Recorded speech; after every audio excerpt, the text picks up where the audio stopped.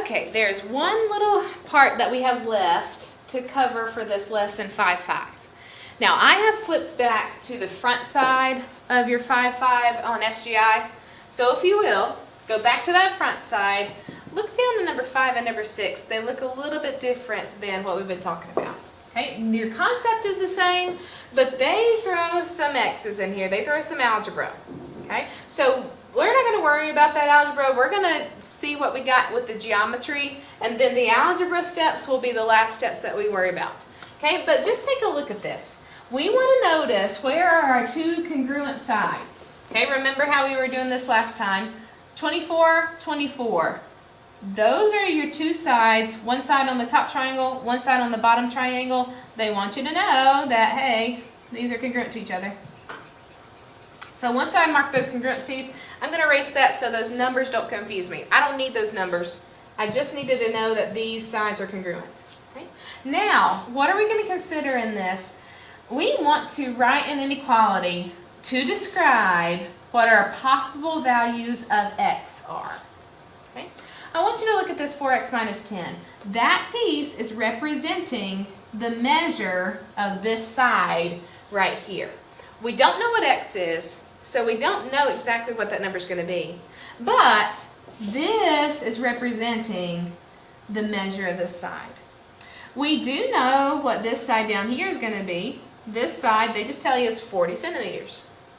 All right, so whatever this stuff comes out to be, we need to see how this side compares to this side right here. So what are you going to do if you're wanting to compare sides? You're going to look at the opposite angles. So what is the angle that's opposite this side at the top? 120. What is the angle that's opposite this side on the bottom? 115. Okay, so your setup for problems like this, we're going to take the measure that's right here. This is just substitution. It does not matter what these numbers are. Don't try to think about 4x minus 10. Just pop it in there. Whatever's there, just write it on your page.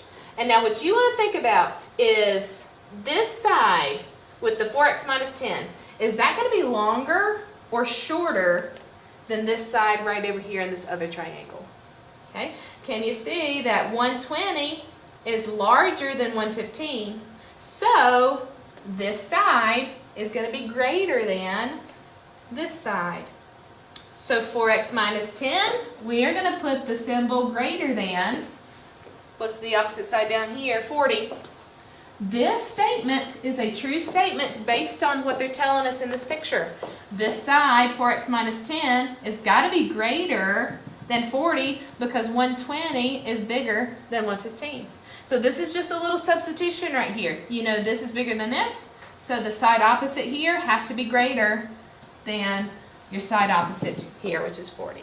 Okay, so your setup on this is just to use that greater than or less than, but make it be true compared to these opposite angles. So now we just need to solve this inequality. We're going to add 10 to both sides. Now you solve an inequality just like you solve an equation. We need to remember a little bit back to our algebra classes about this stuff. There's only one little difference, and we'll talk about that after we finish this out. Okay, so you add 10 to both sides, and I made a mistake here. That should not be 40. Okay, so when you add 10 to both sides, it's going to cancel the 10 out on the left side. 40 plus 10 should give you 50, or is going to give you 50. So that's what I should have put right there. Now, to get rid of this 4, we need to divide by 4. And x has to be greater than 12.5 is what that's going to give you. If you punch it in the calculator, use your calculator, there it is. The only little trick we need to remember with inequalities, let me pause right here and let's do a little algebra review. If you ever divide by a negative or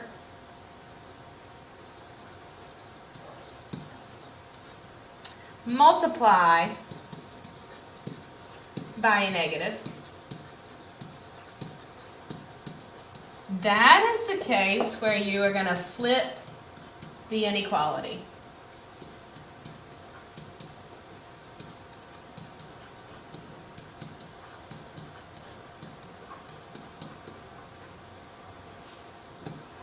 flip the inequality sign. Okay? This is the only case where you're going to flip this symbol around if you ever divide by a negative number or multiply by a negative number. Now look in this situation, look in this problem. We divided by a positive 4. If you divide by positive, you do not need to mess with this inequality symbol. You just leave it exactly the same. Okay, if you ever divide by negative or multiply by negative, we'll flip it over. Okay, that's something you should know from algebra. You won't see that a whole lot in this class, but you could see it, so look for it. Dividing by negative, multiplying by a negative, flip your sign around. Okay?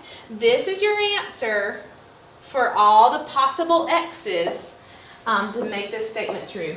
What does this mean? If you pick an x that's greater than 12.5, then it is going to make this side longer than this side 40 centimeters. Let's just try one. What is a number that is greater than 12.5? Let's choose, I'm going to choose 15. Okay, so let's plug in 15 here. 4 times 15 gives you 60, and then minus 10 gives you 50. So if I choose 15 as my x, look at what my side measure came out to be. This side is 50 centimeters. Is that larger than 40 centimeters? Yes, and that's what should happen, remember? Because which angle is wider? 120 is wider than 115. Okay, so any number that I were to choose that is greater than 12.5 is gonna make this setup, is gonna make this picture true. This side is going to be bigger than your 40. Okay, what if I were to choose a number that's less than 12.5? It won't work because your answer says all x's that are greater than 12.5 will work. If you chose something like, let's say 10, what is 4 times 10 minus 10? That gives you 40 minus 10, that gives you 30. Look at this, this is not right, this can't happen because this piece cannot be 30 because that would make it shorter than this 40 piece, okay? And if this angle's bigger, this piece has always got to be larger than this piece here. Good luck on your homework. Please ask me questions if you have it.